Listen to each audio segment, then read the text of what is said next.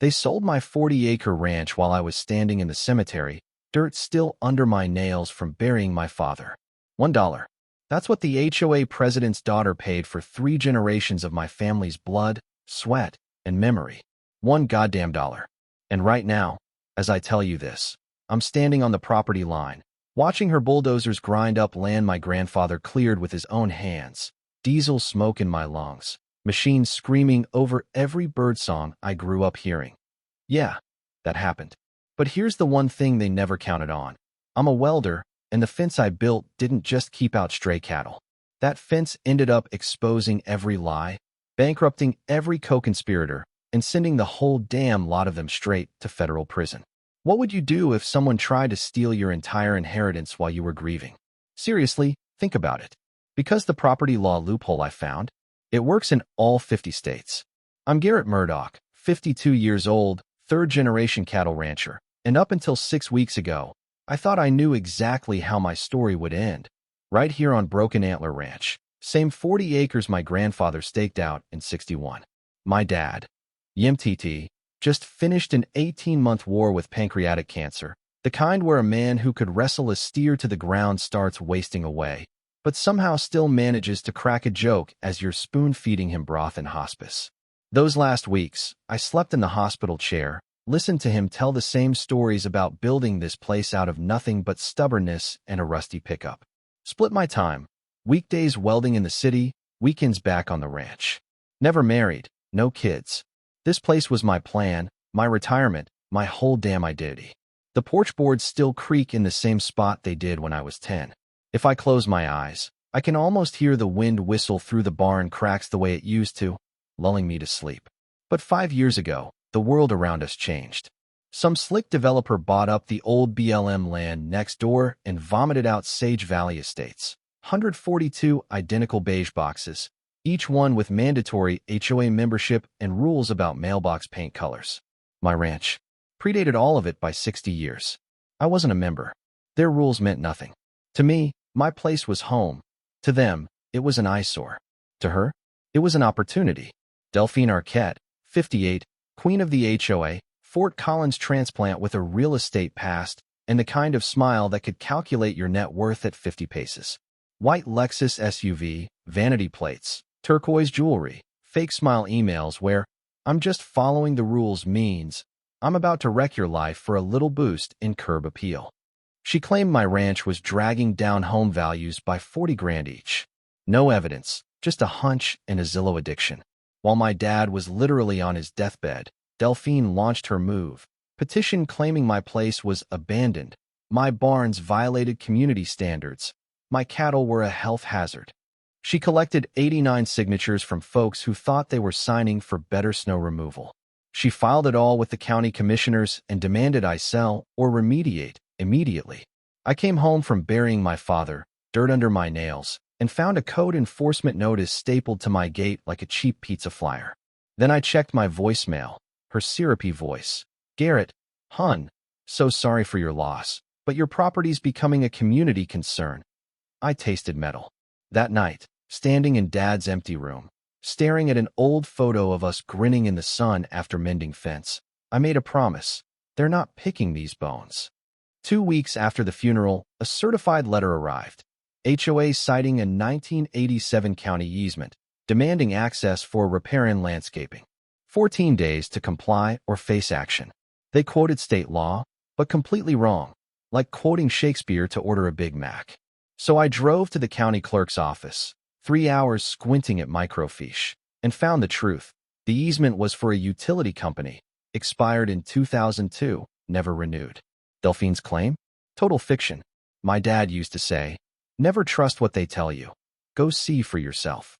That little detour saved me thousands, but I knew I'd just scratched the surface. I filed a Freedom of Information request, and what came back was pure gold. Delphine had been coordinating with Brock, the county planner, for 8 months, timing her complaints, planning inspections, laying the groundwork for what? That's when I found the smoking gun. Once we establish access, the rest is easy. He'll sell or we'll foreclose. Foreclose on what? My ranch had been paid off since 2019, no liens, no debt, unless they planned to create one. The next night, rage and insomnia had me digging deeper. I found Sienna Arquette, Delphine's daughter, freshly back from a failed wellness influencer stint in Denver, $74,000 in student loans, posting a photo from my east pasture, arms outstretched, future site of Sage Valley Retreat and Wellness Center. She's on my land, with my cattle, talking about her new business. This wasn't about property values or curb appeal anymore. It was theft, plain and simple. Walking my fence that night, I found orange survey stakes marked SVWC, a permit application with Sienna's name on it, describing a recently acquired 40-acre parcel that matched my ranch. They'd already filed. They thought they'd already won. I called my cousin Tully, title insurance investigator. His advice? Document everything. Don't tip your hand.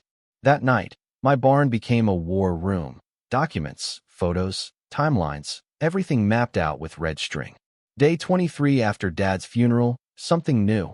A quitclaim deed, transferring Broken Antler Ranch to Sage Valley Estates HOA for $1.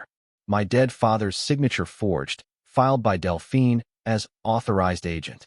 Most folks don't realize quitclaim deeds are basically the Wild West. File it, and it's recorded, even if it's forged. She gambled that I'd be too broken to check records. She nearly won. I scraped together what cash I had and hired Margot Velland, a sharp lawyer who saw through the fraud in 30 minutes. Her plan? Let them keep digging, document it all, and hit them hard at the right moment. Turns out, Delphine had even paid my property taxes, trying to establish ownership. She skipped all the legal steps, just donated money to the county. No benefit, except to prove intent. Then came the eviction notice, posted on my door, demanding I vacate HOA property, offering to buy my livestock and equipment. The audacity. I called Rafe, a welder buddy, and told him, I need a fence, 12 feet, raw iron, legal citations welded right in. 2 days later, we were driving posts, every 50 feet spelling out Colorado's forgery statute. Neighbors filmed it. Delphine screamed about spite fences, but it was all legal: livestock containment, security, trespasser deterrence. That's when things started to unravel for her. Sage Valley residents started asking questions. Why had dues gone up 3 times in a year? Why were board meetings suddenly closed? Porter, a retired accountant, requested financials. Delphine refused. He cited state law. When they finally handed them over, Porter found $127,000 missing from the reserve fund, payments to SVWC Consulting LLC, Sienna's shell company. They'd pre-sold $450,000 in wellness center memberships, borrowed $340,000 from a local bank using my ranch as collateral, and set up profit-sharing agreements.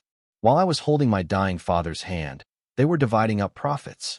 With Porter's evidence and Tully's legal research, we compiled everything. Then, just before a critical town council meeting, the county planner Brock flipped, confessed to bribery, partnership offers, permit fraud. Margot timed the court filings so the news broke just before the council meeting. No time for Delphine to react. Town council night, standing room only, media everywhere. I laid out our case, slide by slide, document by document, financials, forged deeds, loan records, the works. Brock stood up, confessed. Porter distributed reports. Delphine erupted. Sienna bolted.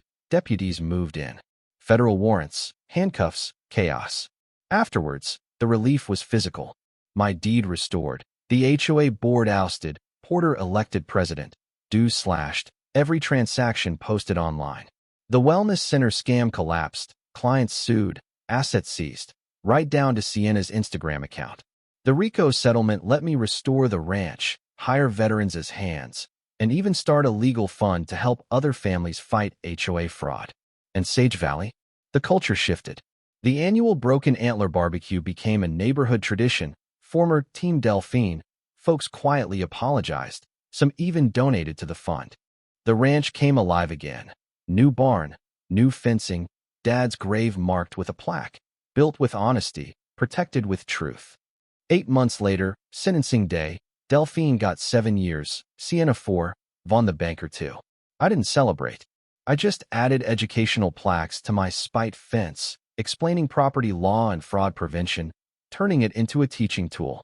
The story went viral, inspired reform in over 40 states, and even made the Murdoch standard shorthand for accountability. A year to the day after the council meeting, I stood at the same fence line. New barn gleaming, cattle grazing, neighbors waving. The ranch survived. Dad's legacy stood.